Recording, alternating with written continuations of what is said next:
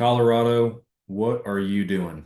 We're going to get into it in this podcast, guys. Thanks for joining us. This episode of Fall Obsession Podcast is brought to you guys in partnership with Hoot Camo, Bear River Archery, Tacticam Reveal, and the Outdoor Call radio app. If you want to check out some discount codes that these partners have built for our podcast listeners, you can go to the episode description on Spotify, Apple Podcasts, Carbon TV, or wherever you prefer to listen, and you will find those codes there. Be sure that you guys are following the show. If you're not already, subscribe to our YouTube channel and make sure you give us a like on social media. We always appreciate that support, and that is your $0 investment into our brand. Thank you very much for that. I am your show host, Sam Thrash, and this week my guest is one of our own team members at Fall Obsession, a Colorado resident, John Kesler. Enjoy this episode, guys. You are listening to another Fall Obsession podcast. The power lies within that middle ground. Hunting transformed my life. I think you have to be built somewhat different. That Del Brisby's a super puncher. When you get Pop-Tarts on the next Walmart order. I'm serious. Because to come into this country and stay dedicated to that, it was pretty awesome. If it's only for one, then you've done your job. We have to do what's right for the wildlife, and that's our responsibility as hunters. Fall Obsession Podcast. Well, welcome back, everybody, to another Fall Obsession Podcast episode. We are live on YouTube once again. My guest this week is one of our own Fall Obsession team members, John Kesler. Welcome back to the show, man. Happy to have you. Dude, it's good to be back. Yeah, you've been on a few here now with me, it seems like, since our very first one that came from a TikTok invite. So we've been dishing some out, and some very relevant to the state that you're a resident in, and that is Colorado, because there's a lot of hot topics going on up there right now. Oh, so we're having the best time around here, man. It's a good time to be a Colorado resident hunter. It is and it isn't. Yeah, I say that with a hint of sarcasm in there for sure. So, oh, for sure. But we're gonna dive into it and start talking about some stuff. I know you got notes, I got notes, and our conversations typically get off on the rabbit trails as it is. So we're definitely gonna have some fun with this one. If real quick for our listeners that are tuning in, if you guys are joining us live on YouTube this evening, thank you. And you guys are welcome to hit up the chat section there on the YouTube channel. We are monitoring that. If you got any questions I would say for me or John, but let's be real, the questions would be for John, not me. If anybody wants to throw something our way that we can address during the episode, you are more than welcome to, and we'll do our best to stay on top of those should they come in. So, man, I want to kick this. Excuse me. I want to kick this off with. Mainly just a recap of some recent stuff, or at least one of the more recent events that people are probably aware of because it made a big stink, and that's the whole fur bearer thing. So, Yep. What, real briefly, in case there's anybody tuning in that hasn't really been paying a lot of attention or whatever the case might be, what happened with that, and where are we now with that?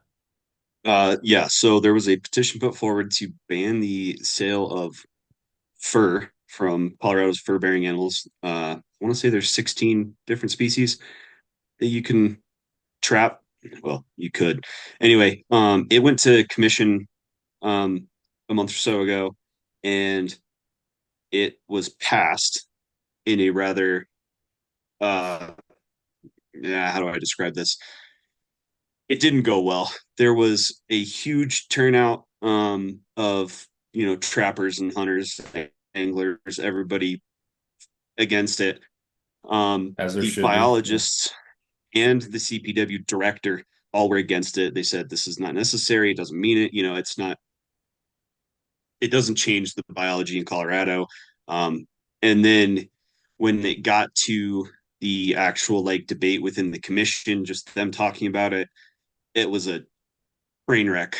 And there was guys that were like, what are we actually voting on? How the commissioner that put the motion forward has connections to the Center for Biological Diversity, which is a conflict of interest. And then ultimately when they had the vote, it was still very mixed. And it passed, so the commission approved it, and it's going to rulemaking, which we thought was going to happen potentially at this commission meeting today and yesterday. For some reason, I thought that at least. I guess it's not. It's going to one in maybe June or July. But two of the commissioners that were, well, one of the commissioners that was at that meeting, his Senate hearing, he actually dropped out because he wasn't going to get a recommendation. One of the other commissioners that did vote against it, she was approved by the Senate and then got voted on. So she's a fully bona fide commission member. It's kind of interesting that Colorado, the governor can put people on the commission and then they're on it for however long before they have to go through a Senate approval. And so some made it through, some didn't. One guy that didn't vote on that was going to be on the commission, he didn't make it through the Senate. Actually, he pulled out himself. He dropped out before because he wasn't going to get a favorable recommendation from the committee. So it's been a train wreck the whole way through. Yeah, that's wild. So what does the fur bearer, what does that ban entail, and what does that mean for Colorado residents, Well, that's what businesses? they've got to figure out with the rulemaking. Ultimately, it means that fur sales of most kinds or another are going to be illegal in Colorado. You can't go out, trap a bobcat, get the hide sealed, taxidermy it, or whatever, get the hide processed, and then go sell it. Potentially, there's some room for being able to sell, fishing tackle, fishing flies that are made with fur. But that remains to be seen. Rulemaking still has to happen. So I couldn't tell you right now. It's that's definitely I watched some clips of that one that hit social media after that commission meeting because as you mentioned there was a big stink about it, and I know like the CRWM and Dan Gates, and they were at least at the front of that charge in some degree, definitely trying to get people to show up and that kind of stuff. And yeah, it makes you angry, man. It just makes you angry. Dude, The blatant disregard. It's insane. I joke every time that I have to take some extra blood pressure medication every time we watch a commission meeting. And like even today was no joke. Like nothing really happened. They approved some big game licenses and there was some discussion on prairie dog stuff, but it's like there wasn't even a vote on anything that in the same vein of like anti-hunting, anti-fishing, whatever. And just listening to the public comments, you're just like, oh my gosh. And then how the commission talks amongst themselves, it's brutal. Yeah, no, that's that's what happens when you try to when you have people at higher levels in your state government that are intentionally and directly inserting different people into different groups and stuff for alternative agendas. That's what you're going to have, Yep. regardless of what Ex- the commission or the meeting is for. So I'm just going to say it. So yeah, yeah, it's it's exactly. it's insane, and I really hope that it sucks for Colorado. I just hope that some other states are able to not fall into the mold that Colorado or the path that they've gone down, if you will. It's so frustrating. It's hard to open my feed just without seeing something conservation related just in general somewhere, whether it's at a more national scale or a state scale, whatever the state might be, and somebody somewhere is trying to cut funding, take this away, sell this off. It's just there's Yeah. it's You it's go it's onto a like, time, man. It's a time. yeah, you go on Howell's page or whatever, and it's like 60% is Colorado nonsense, and then it's like Catalina and Washington. And it's like Colorado is where it's at for the bulk of nonsense. And I mean, this state is the litmus test. If they can pass it here, then ultimately they can get stuff done anywhere they want. So Yeah. So we won't we won't dwell on the fur bearer thing or anything like that too much. I know we got plenty, but right before, I guess we'll dive in with some of the stuff that you got on your notes, because right before we started this podcast, golly, had a brain fart there. you were talking about, was it six petitions that are out there right now? Yeah, let me just double check that. One, two, sorry, I gotta pull my notes up. One, two, three, four, five, six. Yes, there are six commission. So actually there's seven, but one is it's about reptile keeping and not like overly relevant to this podcast. But there are Gotcha. six that affect hunters, anglers, and trappers in Colorado in the pipeline right now. Okay. What like anything's significant one way or the other that people should be focusing on or lending an ear to? So as far as well, we'll start with fishing. There's one which is it prohibits fish feeding in Colorado. So it's really simple how it's worded, but basically you can't feed your fish on your private property. I don't think it's going to go anywhere, but I could be wrong. Some landowners have their section of river, they stock it with private fish and they want to go feed them if only to keep them there, or you have some dude that can't fly fish very well and you can literally sit there with a pellet fly and throw feed out there and he can just drop it in the middle of the feed and catch fish. Um, I think it's an argument for water quality, which I don't think there's anybody out there dumping enough feed into a section of river to alter water quality, but I could be wrong. Sorry. That's the first one. There is another one about wolf damage compensation. And really we should have Josh Wombolt back on for this, but I'll do my best. To sum that one up, it really raises the like preponderance of evidence and requirements for people to um get compensation for wolf predation on their cattle or dogs or sheep or whatever. Um they have to, go through all the non-lethal stuff. Uh One of the big ones is for indirect losses. So right now, Colorado, you can claim direct losses, which is literally a wolf ate your cow. That's a direct loss. You got to obviously have them come out and say, yes, there's wolf tracks, or you have a picture of the wolf eating your cow, whatever.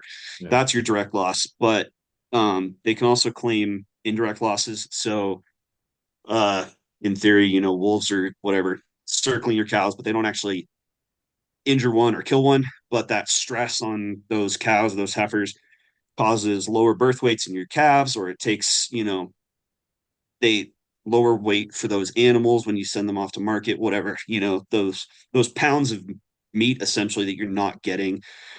It raises the stakes on that one. An actual line from it is such evidence must be sufficient to rule out any losses or damage caused by other factors, including but not limited to weather, drought, birthing complications, disease, forage condition, theft, and other predators. Which to me basically just lists literally everything else that can cause problems with cattle and gives the CPW the option to say, oh, well, we can't be 100% certain it's wolves because you have one mountain lion on your trail camera, or it's a dry year like we're having in Colorado right now. Our snowpack's terrible. The grass is not going to be there. So sorry, they didn't lose weight because of wolves. They lost weight because your hayfield sucks. So, I don't know. I think it's just another way for the pro wolf people to strip away compensation ability. But that's just my simple take on it. So, and these are citizen petitions, correct? Yep. So, is there any rhyme or reason to the I figure out the best way to ask this is the person that's actually proposing these petitions, are they obviously in one camp or the other? Yeah. I mean, if you can, I've just taken excerpts from them and I could go back and look right now, but it'd take me a No, minute. that's all right. You can see who is putting these forward. And most of the time it's the same people you hear at commission meetings saying, ranchers aren't doing enough non-lethal stuff before you issue kill permits or you issue injurious hazing or whatever. So yeah, it's not hard to figure out who's doing these. And as far as the cattle stuff, are there still, I know it was a hot topic at one time. Is there still issues with, people getting paid by the state for damages or losses from the wolves? Yeah, I think there was close to 1 million something in damages applied for this year.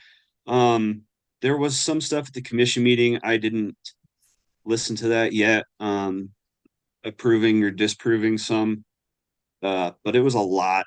Um, and again, it's all just based on evidence. Some guys have, 3, 4, 5 years of records, especially for this, uh, indirect losses. Have data on their cattle weights from before 2023 when there were no wolves in the area. And then they've got that data afterwards and they can go, Yeah. the only change is this. We've had mountain lions before. We've had crappy hay years. We've had whatever, too much snow, too little snow. The only thing that changed was wolves. And so um, I think, yeah, again, it comes back to those pro wolf people trying to push forward anything they can to stop ranchers from applying for their, uh, you know, compensation. Yeah.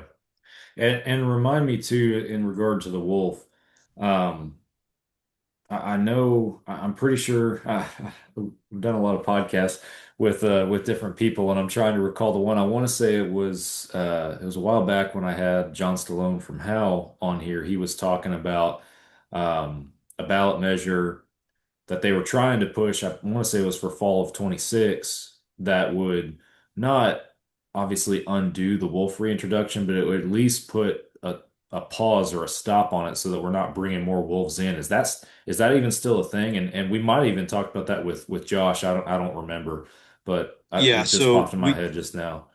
we did talk about that with Josh a little bit. It was not a ballot measure. It was another citizen petition put forward by a bunch of counties, mostly here on the Western Slope, and then a bunch of stock grower organizations, Middle Park, Gunnison stock growers, like my local ones here. They put one forward to put a pause on wolf reintroduction for what would have been this last winter, which didn't happen anyway because of some federal stuff with bringing wolves in from Canada, and then the whole government change between the Biden administration, the Trump administration, and what the Fish and Wildlife Service under each administration was willing to do.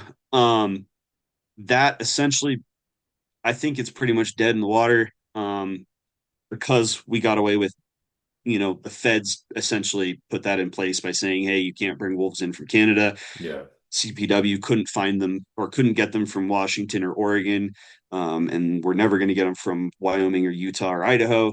So we kind of were SOL on where to get wolves from for this last winter when they were planning to release them in whatever November, December.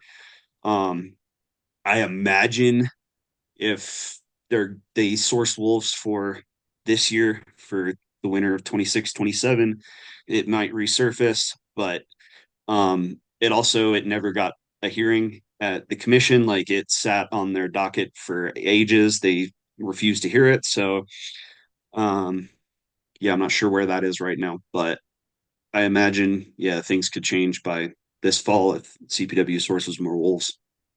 They can just refuse to hear a petition. I mean, they can just sit on it.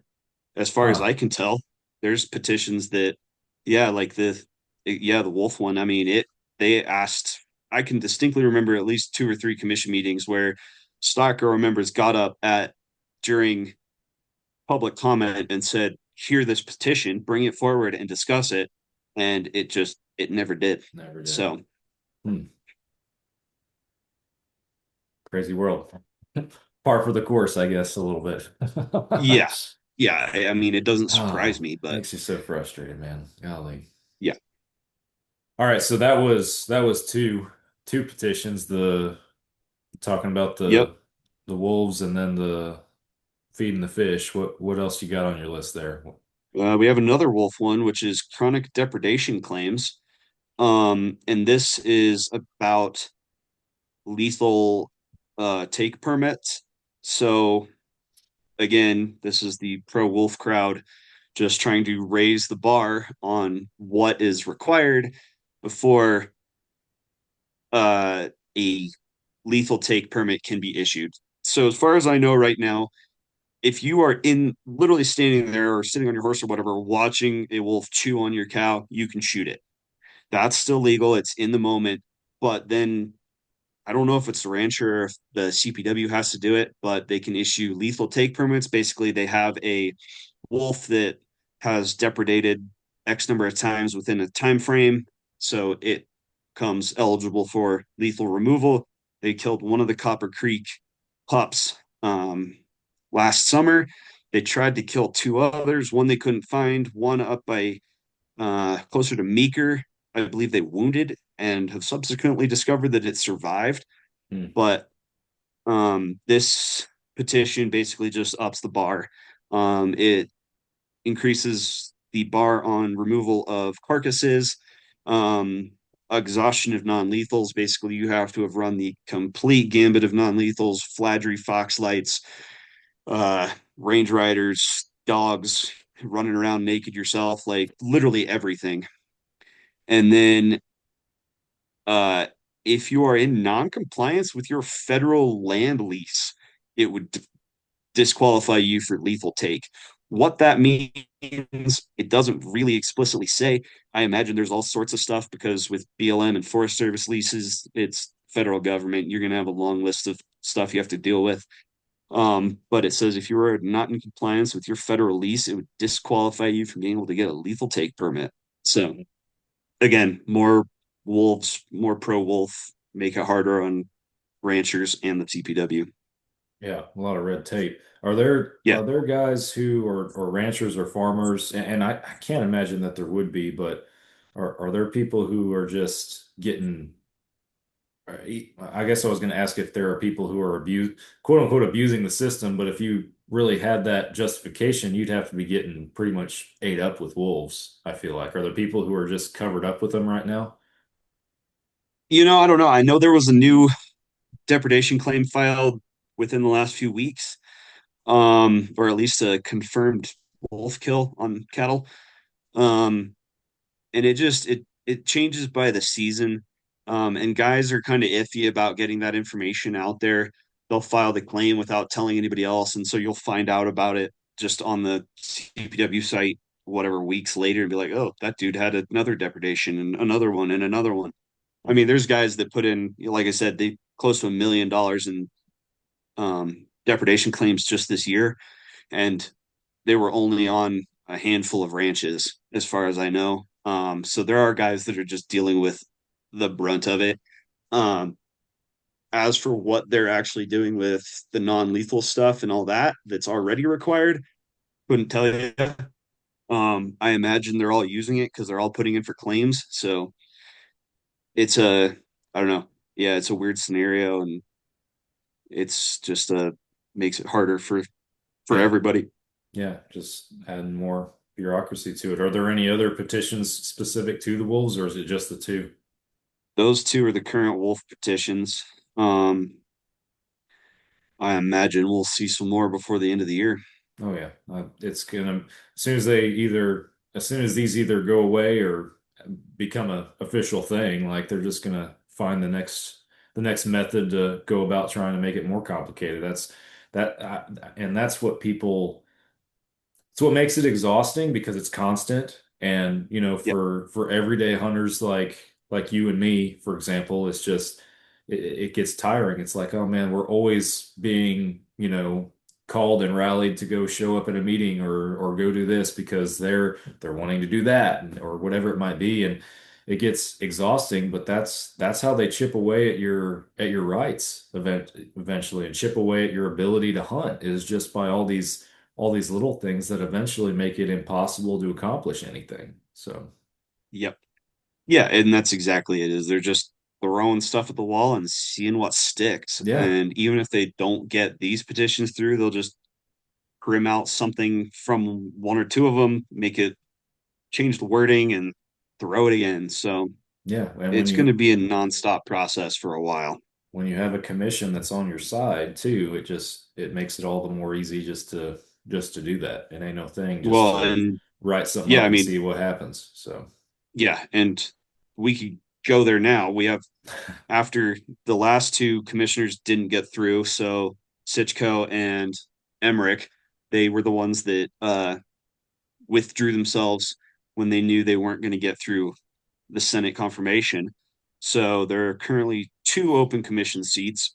And as of July, there will be 3 more commissioners that are up term limit or meet their terms, which means that by the middle of the year, we'll have 5 open commission seats or wow. however many, all of which our governor, Polis, can fill before he leaves office. And then they won't see confirmation hearings until like 2027. So that leaves him, even when he's out, he's got months of his commissioners voting on stuff before they've been approved by the state Senate. Yep. So we're in a pit of commissioners for a while. And this is this proves my ignorance on the matter, but is there a process that the general public can go through to remove commissioners? I imagine if there is, it would have to be quite substantial, but is like if let's say that, and unfortunately I don't know that it would, but let's just say that he gets out, the governor gets out, and all of a sudden you got a turnaround the direction of overall Colorado government, and the people don't want to stand for this commission. Is it what it is until a governor makes a move, essentially? Or yeah, so as far as I know, basically the next governor would be the only person that, if they're like approved by the Senate and on the commission, he can go in and clean house. I think it takes a little bit of legislative footwork and whatnot on his part, but in theory, I think he can wipe the commission and start over. I don't know that process exactly, but as for like putting in a citizen petition to remove a commissioner, no, I don't think that's a thing. Our best bet is pretty much hoping they don't make it through the Senate Ag Committee, and if they do, then they get denied by the full Senate. Yeah. And not to make this a completely political conversation or anything, but what's the outlook look like for the next governor in general? Is there any ideas on how that's going to shake out? Optimistically, I'd like to see Greg Lopez. Realistically, knowing Colorado, we're probably looking at Phil Weiser or Michael Bennett, who are the 2 Democratic nominees. Victor Marks is one of the potential Republican candidates, which the Republican Party in Colorado is pretty trash. So I don't hold out much hope there, unless Lopez, who's running as an independent, can pull something off. Realistically, I'm thinking we're looking at, again, Bennett or Weiser. So, but that's a ways out, and well, I guess it's this fall. So he'll be here before we know it. Yeah. Yeah. I was curious. Not trying to get off in the weeds on politics or anything. Just throw that out there. So yeah. It remains to be seen. I guess there could be shakeups, but it's Colorado. Yeah, it is. Before we move on the conversation, what other petitions do we have on the list right now? The next one is a ban on recreational prairie dog shooting on public land. And that's literally it. Completely bans shooting prairie dogs on public land in Colorado. Their arguments are, collapse of prairie dog colonies, bad for the ecosystem. The lead left in the bodies is killing hawks and eagles and foxes and coyotes that are eating them. I don't know that data exists to prove that. I was going to say, where's the data to back that up? That's just a emotional statement. Yeah, I mean, yes, math says if a falcon eats lead, it doesn't do well. That's just biology. Birds and lead don't go well. But I don't think there's enough public land prairie dog shooting to do that. I don't know very much about this. I don't hunt prairie dogs. Um, I couldn't tell you where prairie dogs are in public land in my area to do it. So, I am relatively uneducated on that subject, but basic biology dictates that if CPW says they're not a problem, then I'm going to go with the biologists and say it's probably not a problem. Yeah. Yeah. More emotional initiatives, I would say. Just Yeah. again, like we've already mentioned, trying to chip away at everything. One small little cut at a time. So that's what it seems like. Yep. And now the last one, and this one is interesting. Probably the most interesting of them all. The others are all like kind of blatantly obvious in what they're trying to achieve. And this one is called science-based wildlife management, which, if anybody out there's been following this whole thing in Colorado for the last 4 years, is kind of the buzz term for wildlife management around here. It was the pro hunting, angling, trapping crowds argument for voting against Proposition 127, which was the mountain lion, bobcat, and lynx hunting ban. It failed, but the well, I dare say anti-hunting, but the there's a certain segment of the population that is now using that term against hunters and anglers, for The lack of a better. anti-hunting term? Yeah, they're trying to convert science-based management or science-based wildlife management to their uh to their side, for lack of a better term.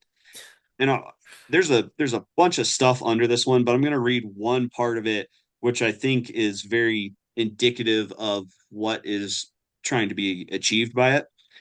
And so it says, this is section D2, and it says, under the precautionary principle, CPW shall not approve actions that carry a meaningful risk of harm to fish, wildlife, or other species in a manner that would negatively impact the overall health and resilience of Colorado's ecosystems. That first half sounds great. Don't do anything that's going to mess with the fish, mess with the wildlife, Yeah. or negatively impact our ecosystems. I'm a hunter, fisher, angler. I can completely get behind that. But the second half is the burden of demonstrating that a proposed action is ecologically safe rests with those seeking to manipulate wildlife populations or habitat, not with those seeking to protect them. I'm not a lawyer, but that to me says that if it on paper looks like you're protecting wildlife, the burden of proof is on whoever is not, again, air quotes, to prove it. So, and I've been trying to come up with a scenario to describe this, and I have not been able to, but it's, I don't know. There's something weird about that wording that just is, it seems that if one side says, hey, we shouldn't do this because whatever, it's bad for the prairie dogs, the other side has to prove that what they're doing isn't bad for the prairie dogs. So any future uh, you know, whatever, it could be as much as big game tags. Like, I guess one scenario is bighorn sheep, our state wild, or our state mammal. If they want to raise the quota, say on a unit, say the unit has one tag last year, and we've got more sheep, we can add two more tags, one ram and one U tag. That puts the burden of proof on that biologist to say this will not harm the what is it, fish, wildlife, The or ecosystem and ecosystem. everything, yeah. That's wild. Like, yeah, it feels like they can open them up to they can make any claim essentially, and then we have to legally or formally prove that they're wrong. Bingo. it makes Don't it like that. Golly. no, right. Like, I'm not a lawyer. I could be interpreting this completely wrong, but to me, it makes it so incredibly hard for any management action to actually happen, Yeah. given that somebody could say, "Oh, you're hurting that herd if you give out that one U tag," or you know, we remove a limit on lake trout or change the limit on a lake that has native cutthroat trout because you could take 4 fish a day and it doesn't matter to the population. The biologist says there's only a whatever few people going up to this lake. They can have the state limit, which is an average of 4 fish a day if they want. It's not going to matter. But then people go, oh, but you're hurting our state fish, Colorado cutthroat trout. Like the burden And on you have to prove biologists, that you're not. bingo, Yeah. the burden on the biologists at that point is just insane for being able to manipulate stuff and saying, yeah, we could increase turkey tags or elk tags or whatever. That's my interpretation of it. I could be way off base. If somebody out there has a better take on it, I would really love to hear it. Would But you, and I hate to make you do it, would you mind reading that second half again? Just yep, and just if for anything, for me to be able to wrap my brain around it a little bit more. yeah. The burden of demonstrating that a proposed action, so I'll just pause there. A proposed action would be like, as far as I can tell, raising tags, lowering tags, changing season lengths, changing season dates, stocking fish here and not there, anything in that realm. That is at least my take on it. Yeah. Demonstrating that a proposed action is ecologically safe, and ecologically is a huge term. Very broad. Like, that's not even biologically safe within like a population. That's ecologically. They can say, oh, well, you remove that one ewe, that's one less sheep that a mountain lion can eat. Oh, No, that's not you're ecologically talking safe. about all wildlife, all nature, environments, like you're talking about all of it at that point. Right. So it increases the scope of what you have to look at. And then, yeah, so is ecologically safe rests with those seeking to manipulate wildlife populations or habitat. The biologists, they're the ones that are responsible for, and for lack of a better term, manipulating the wildlife populations to fit into what is ecologically and biologically possible and provide best opportunity for hunters, anglers, and every dude with a camera. And Yeah. then the very end of that is not with those seeking to protect them. Who's seeking to protect them? Aren't the biologists seeking to protect them? It's wild. Yeah, that is that's some sporty language for sure. Because you could yeah, you could argue the biologists are seeking to protect them, but your quote unquote anti-hunter that comes in claiming that they're protecting them, like yeah, that puts all the burden of proof on the person who's manipulating it, which I don't like that word either. It sounds inappropriate in that context, but it is accurate, like everything you just summed up as far as the role of a wildlife biologist and everything. So, golly. What is there a number or something associated with that petition? It's just called science-based wildlife management. I'll send you a link Yeah. afterwards to it. And again, this is one excerpt from the whole thing. There's a lot of other stuff in there that this is the one that I gravitated to as being like the the point of the whole thing that I disagree with. On a whole, a lot of the other stuff sounds pretty good, but again, it's like the it tries to pin science and science-based management, which is what we've all been harping on, but whose science and Right. why? Like, they can pull studies out of their rear end from all over the place, and they can go, well, this study out of Montana says no, or this study out of New Mexico says yes, so don't do that.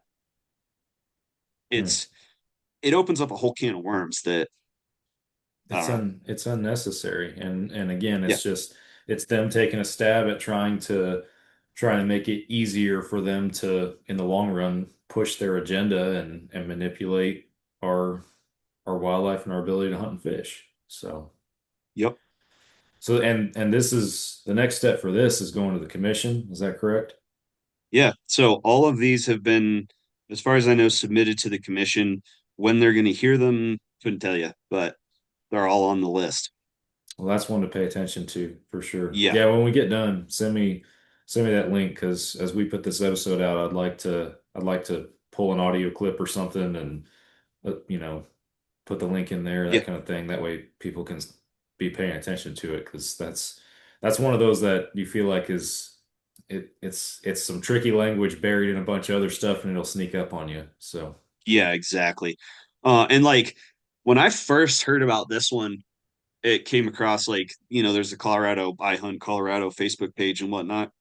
And it was interesting because about half the comments were clearly guys that haven't read it. And they're like, oh, yeah, science-based wildlife management. That's like, I don't want to call them out, but that's Dan Gates' buzzline. And it's great. I agree. Like, the science says we can take X number of elk every year. Why not? There's no reason not to. So, but, and then I started digging and I was like, this doesn't pass the sniff test. Like, yeah. we need to be really careful because they're going to throw stuff at us like this that's science-based wildlife management, the thing that we harped on for months with Prop 127, and then we end up with this. So No, that's you're just a lesson in being a little more cautious as to what we're seeing, out there, especially with citizen petitions.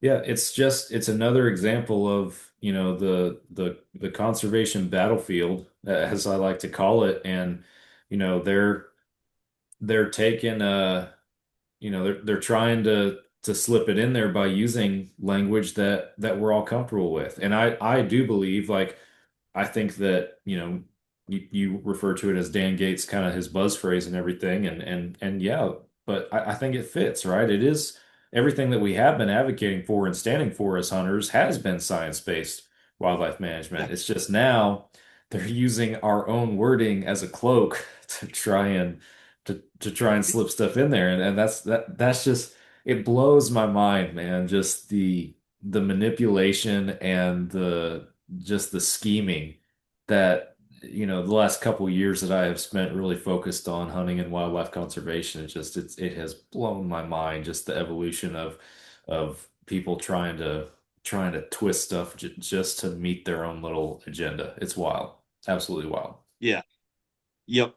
And then just to dilute this with a little bit of a good news one, we have one that was actually put forward by houndsmen here in Colorado, and it's called an aversive conditioning program.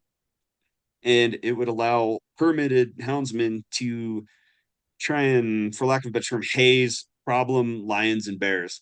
So in Colorado, they kill a lot of bears and lions every year that are having problems with people, whether they're eating people's dogs or getting their dumpsters or whatever.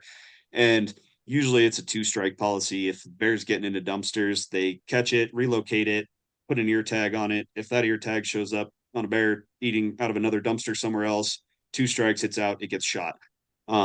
This would allow them to basically try and scare the bejesus out of them and say, try and keep these animals alive by running them out of town with a pack of dogs.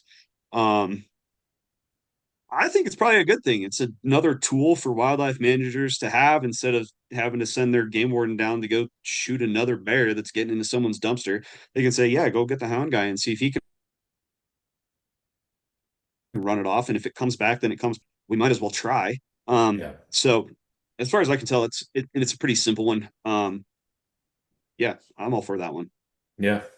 Well, yeah, hopefully it's not all adversarial stuff that's coming down the pipe. So actually have something that could do some good. That'd be nice. Yeah. Yep. And then I already talked about the commission seats. So we're on to the granddaddy of them all, which is Initiative 302, which is another ballot initiative here in Colorado. Yay.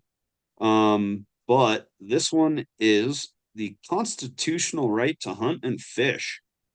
Yeah, that's So I'm Florida passed it yeah, 2 years ago. I think 20 some other states have it.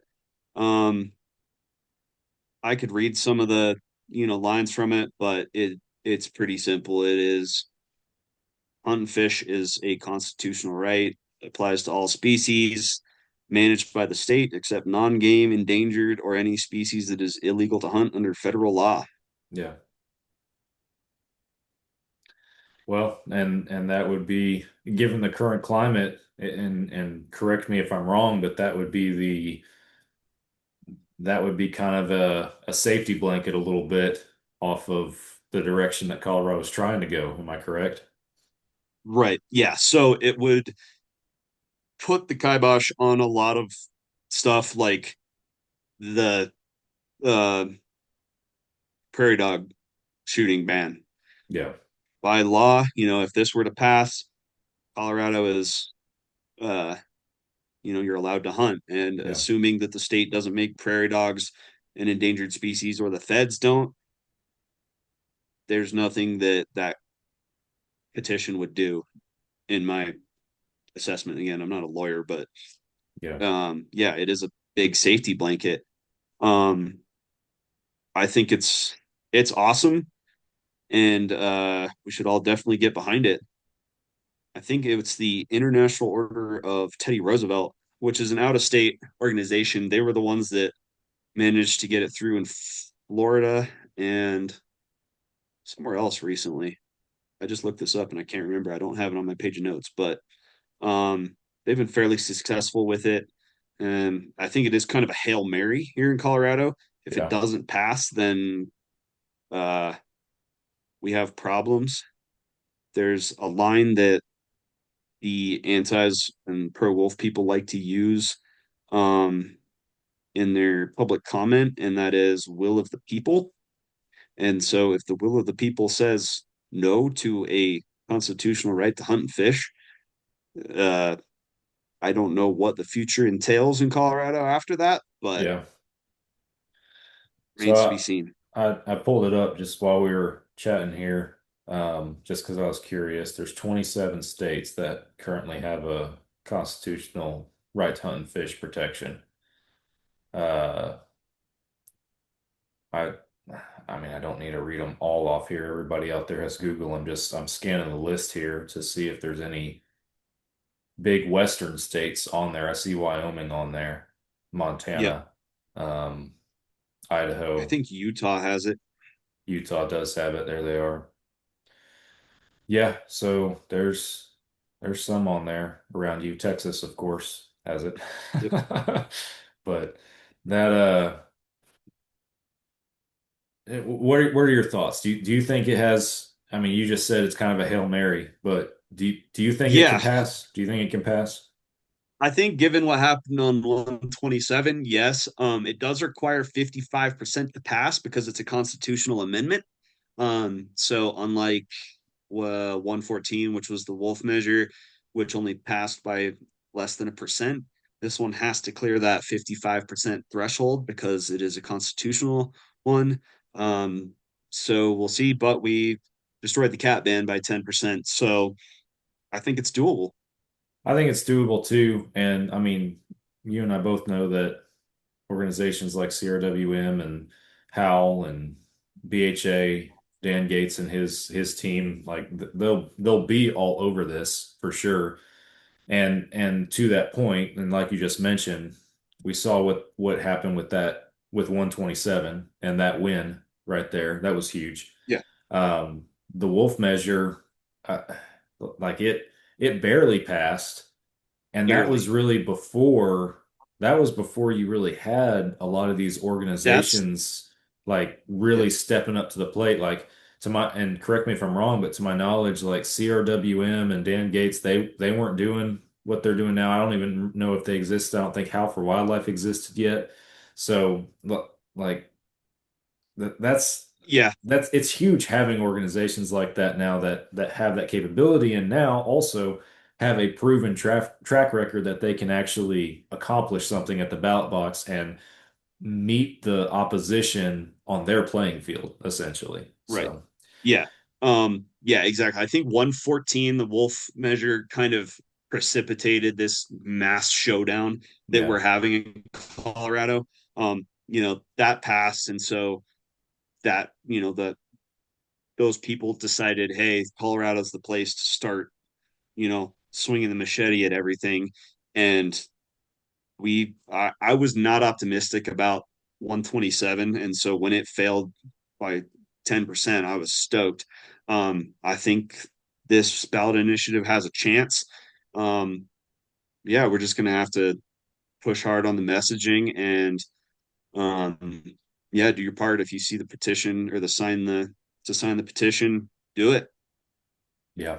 It's it's important, and I'll use that as my opportunity to remind anybody listening that is not a Colorado resident, even though you might not actually be voting when it comes time to vote or whatever it might be, supporting this and sharing this and helping people educate people on this is very, very important because it's only a matter of time before something is knocking on your door. And I have mixed feelings about it because, and I'm not going to discuss it in this podcast. I'll say it for another podcast, but there's some there's some stuff going on in Texas even right now Yeah. with some of our commission stuff and some stuff that's coming to light as far as who's where. And I got a guy that I'm still trying to get on the show here coming up to specifically discuss it.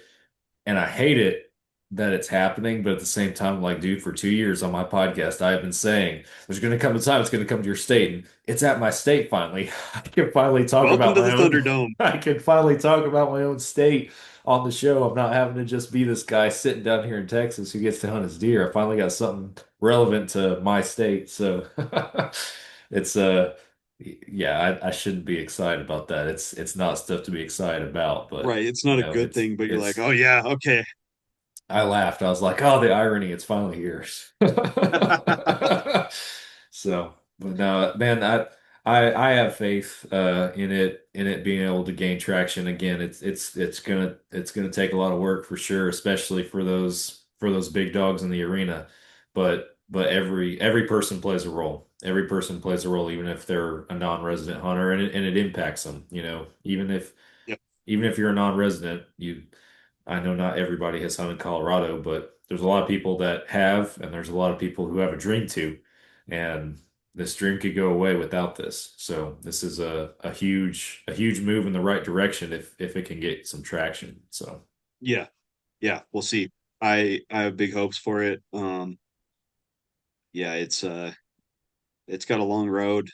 We just got to get signatures and then get it on the ballot. yep. See what happens.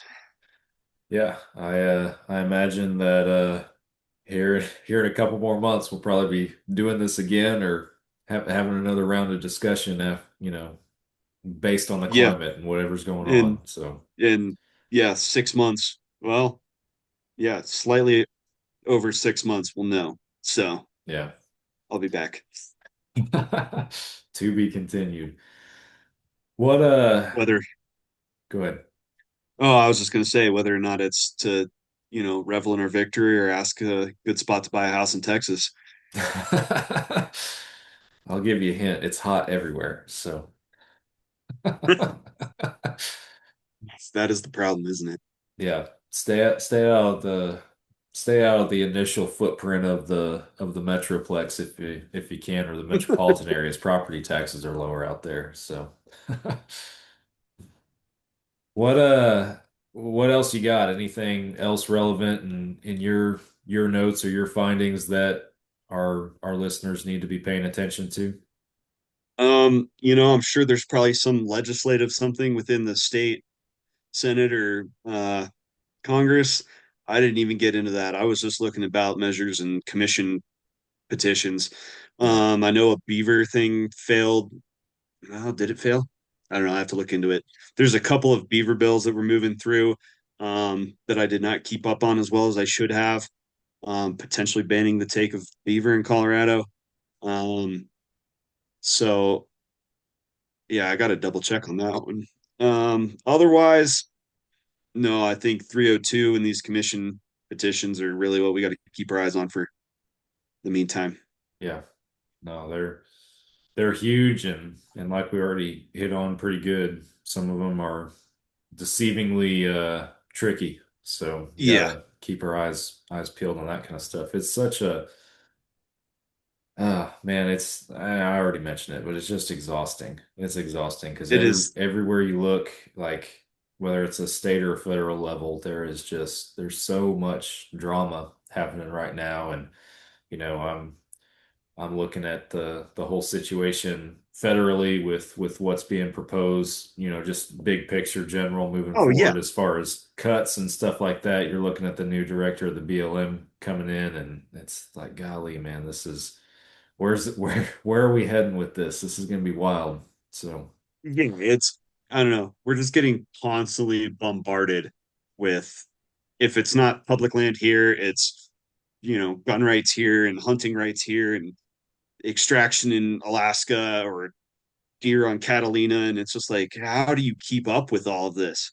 It's ridiculous.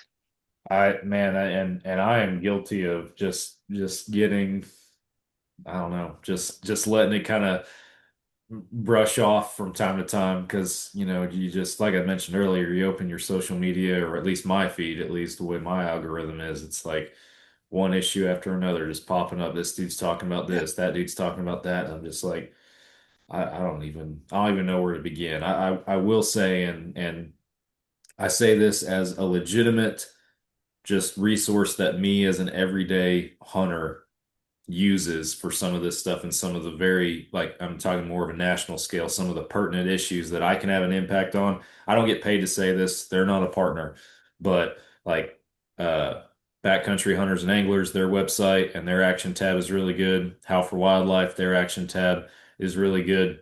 And if you're overwhelmed by what you see on the socials and you're like, well, what can I actually do from where I'm at?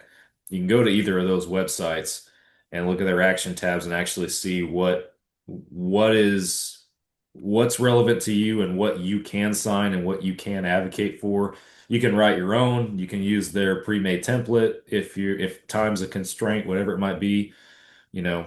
And I encourage everybody to do that. You can search it by your state, and it'll even narrow it down for you as far as what is something that you can advocate for. So yeah, very, I very absolutely useful second that. resources in our technological day and age. So I recommend both of those. And again, that's a free plug. I'm not getting paid to say all that. That's hunter to hunter. I'm just telling y'all. So Yeah, for sure. Howl is phenomenal with that kind of stuff. BHA is very good. Um, Definitely check them out. Just yeah. follow them on Facebook and take an extra blood pressure medication. Yep. Get ready for the ride for sure. And we do have at least we've had the guys from Hal on the show a few times before as issues have come up. Excuse me, as issues have come up, and I imagine I'll probably come about that time to have John back on. John Stallone, that is, to Yeah, talk about that. absolutely. So yeah. Yeah, he's great. I love listening to any podcast he's on. So Oh yeah. definitely get him back. Yeah. No, he's I've been very grateful for him, not just from an educational standpoint on helping me better understand some things, but then he's also turned into what I would consider a friend too. And yeah, he's pretty much put an open invite, like, hey, if you ever want an episode, like, I always got something to talk about, so just hit me up. I'm like, well, I certainly will from time to time, knowing how Th- podcasting goes. That's awesome. Yeah, I mean, I'm just a dude. Like, I'm a hunter, angler. I like to advocate for this stuff and I follow it as best I can. I'm not perfect. So having those guys on as often as you can is amazing. But that's what I love about this show, about our team at Fall Obsession, and your situation, John. It's like there's yeah, you say you're just a dude, but that's who listeners of the show relate to, right? Because Right. everybody that And that's presses what I play on hope. an episode is also just a dude. I'm just a dude. So if we're on here talking about it and you're over here educating people on, hey, I live in Colorado. This is what this stuff means. That has an impact on people. At least that's my perspective on it. So I yeah, hope it's so. it's it's very pertinent, very important, I believe. Yeah, and I've never given like I've never given public comment, like either online or at a commission meeting. They're all just far away, or I don't have the time, when the commission's happening. I always write in, and that's always an option. If you're not a resident of that state, you can still write into any state, as far as I know, and their commission process. And if There it's you go. something you care about, like you want to go fishing in Florida and they're going to shut down whatever, marlin fishing, or in Colorado, you want to come bobcat mountain lion hunting, write in. At the very least, it takes 5 minutes, say, hey, this is stupid, don't do it. And it helps, it matters. Yeah. Well, sometimes our commission, maybe. That's but I mean, man, that's there's the uncontrollables, and that's you can't, unfortunately, the people of Colorado can't control who's on the commission. They can control the governor, who can control who's on the commission, but they can't directly control who's on the commission. But that's doing your part, writing in and having your voice heard in all these other ways. That's what you can do. And I will say this in general context, and I don't have a list in front of me as far as which states operate a different way, but like Idaho uh, just passed Senate Bill 1300, which allows their governor to appoint. I think the way it was worded, and I could be wrong. I was under the impression a few months ago when I spoke on this that um, their commission at the time was appointed or elected by people, basically, and not Oh, appointed by the really? governor. But I believe I was incorrect in that. I believe it was already appointed by the governor. I got TikTok commented corrected on that one. And but I believe what the bill ended up doing was it lumped the fish and wildlife director in with like the director of transportation and the parks and rec director, as far as these are the people that the governor can appoint. Like it lumped them all together, which was a little Interesting. confusing. If they're like, why is the my question was, why is the fish and wildlife director in there if the governor listed in there if the governor already appoints them? But neither here nor there. Either way, it passed. So those three commissions basically are now appointed by the governor in Idaho. And again, we posted a reel a couple months ago on our TikTok about it, and there were several people who gone there and commented. And they're like, "Oh, well," and forgive me, I don't remember the governor in Idaho's name, but they're like, "We love him. He's great." It's like, okay, well, it's not always going to be great, and you're not giving the power to this person. You're giving the power to the office, and Right. somebody else is going to be there. And again, that was the whole point of that post at the time, was like, look at freaking Colorado. Look at some of these states that have their commission appointed by the governor, and look who's getting put on that.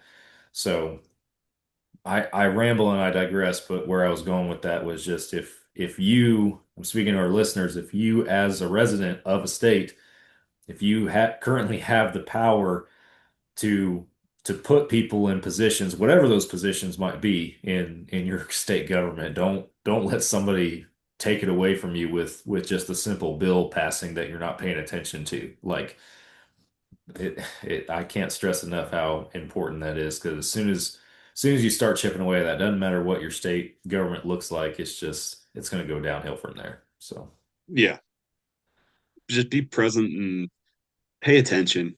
Like, yeah, yeah, I think I don't want to call out hunters and anglers, but that is our biggest problem, is we're a fairly ignorant bunch in terms of that kind of thing. And it's changing. It's definitely changing. We're doing a lot better, especially given, 127. But yeah.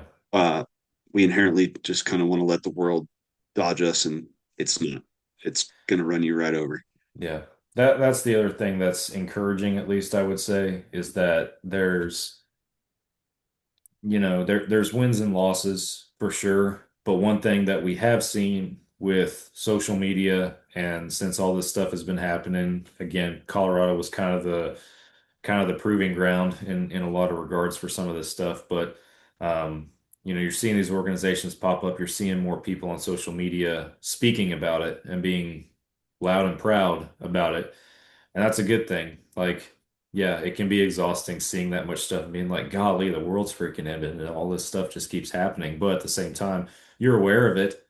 might not have been aware of it otherwise. So, at least people are, I feel like, paying more attention possibly than they ever have before, and more people are being reached about it than they ever have before. So Yep, that's a good thing. So absolutely. The Meat Eater podcast, their new news podcast, has done a phenomenal job about this fur ban stuff and what's coming up. So, yeah, listen to them, listen to Howl, yeah. check out their social media, and Yeah, follow and I was gonna say, every once in a while this dude from Texas gets on Fall Obsession podcast and talks about states he doesn't live in. So Yeah, I love it. Well, man, anything that we're missing before we hang it up and end it for our listeners? No, that's all I got. No questions on the live. No, we had people trickling in and out, but I guess the questions we got last time were all because of Josh Wombold. I guess he's the celebrity. Nobody wants to throw questions at us tonight. So That's all right. Yeah, all good. all right. Well, if anybody tuning in, I appreciate y'all listening. If anybody does have questions or you want to tell us that we're wrong about something, you're welcome to put a comment on social media or on the YouTube, whatever it might be, and we'll be happy to discuss that. That's how John and I met, was by social media comments. So Yep. Yeah, if I misinterpreted anything on any of those petitions, I'd love to know it. It's all just my take, and again, I'm not a lawyer, so if somebody has a better idea of what it's actually saying, I would love to hear it. yeah, no, that's a big one for sure. And like I said, we'll roll something out specifically for that on the socials, pull a clip from this episode and see if we can't drum up a little conversation too. So you guys be looking out for that. But for the time being, I appreciate everybody tuning in to another Fall Obsession podcast. It's been a fun one, as always, talking with John about Colorado, and only a matter of time before we do it again. But appreciate you taking time this evening, man. Thanks for coming back on the show. Dude, of course, glad to talk about it. Hopefully it generates some conversation. Oh yeah, I'm sure it will. We'll run it back soon. But thank you guys for tuning in, and I will be back with you guys again next week for another podcast. I will catch you then.